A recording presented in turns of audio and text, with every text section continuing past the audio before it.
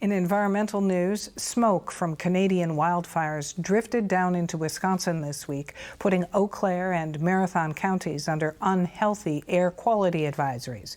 Droughts, fires, heavy storms, and flooding are a daily reminder of how climate change impacts people's lives and where they decide to live. Select cities like Madison have been deemed climate havens because it's believed they'll see less intense effects of climate change. Here and Now Next Generation intern Hannah Ritvo has this story.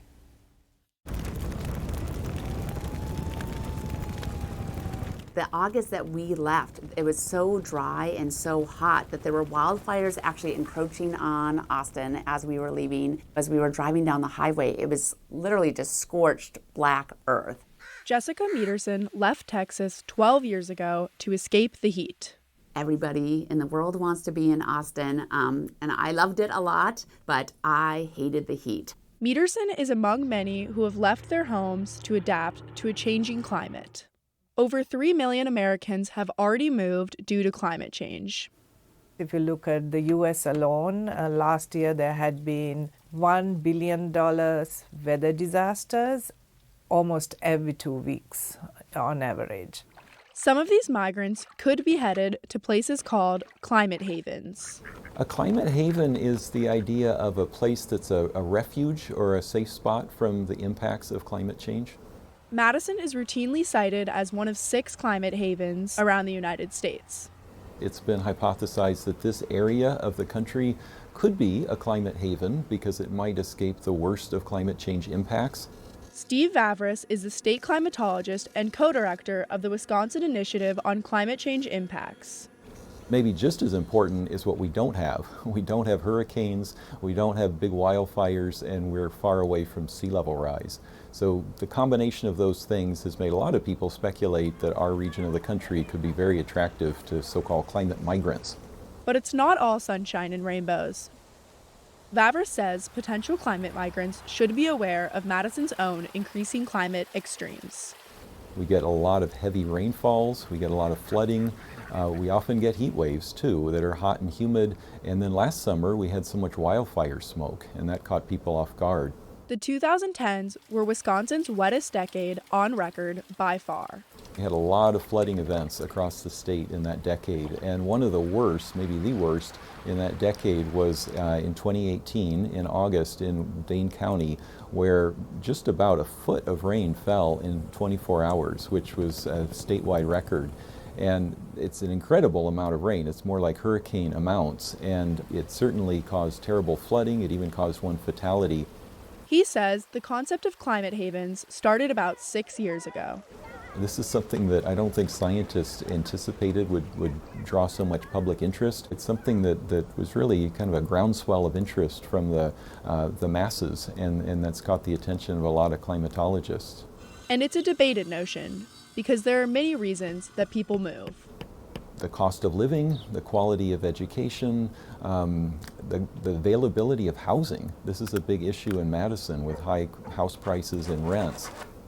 And not everyone can escape disaster. There are communities who are unable to move due to poverty or social norms or disability or age. We have a history of locating polluting industries in low-income and minority communities. The environmental justice movement started as a result of that. So these are the same communities that are disproportionately affected by climate change. Samudu Adepato is the executive director of the Human Rights Program at UW-Madison. I look at the link between human rights and environmental issues, especially climate change. Adepato says there is anecdotal evidence that individuals are moving to Madison due to the impacts of climate change, but not enough data yet to truly know. Nonetheless, climate migration is already happening around the world. Some communities are being relocated as we speak. Some communities are awaiting relocation, and people are moving. She says climate change is a global problem with local impacts. It's important for us to realize that the decisions we take will have repercussions thousands of miles away. Small island states and people who are living there, they will be the ground zero of climate change because they might lose everything they have, including their country. So we don't really know where those people will go and what will happen to those countries.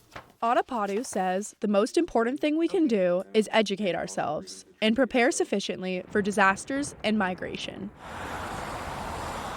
And cities, especially those deemed climate havens, must be ready to accommodate an influx of potential climate migrants. Experts estimate more than 1 billion people could be displaced in the next 25 years due to changing weather. Can their infrastructure handle a lot more people? These are things that communities need to be thinking about anyway. Some cities have already begun promoting themselves as climate havens. Lake Superior, big enough for everyone. Buffalo and Duluth are two communities that have gone all in with advertising and encouraging people to come to their communities, and hopefully they have the ability to take in a lot of residents fairly quickly.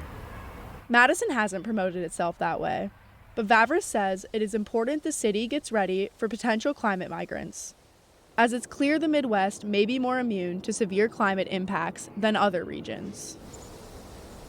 But again, people need to recognize that we've got our own challenges when it comes to climate and extreme weather here too, that there's really no safe place from the impacts of climate change. For Here and Now, I'm Hannah Ritvo in Madison.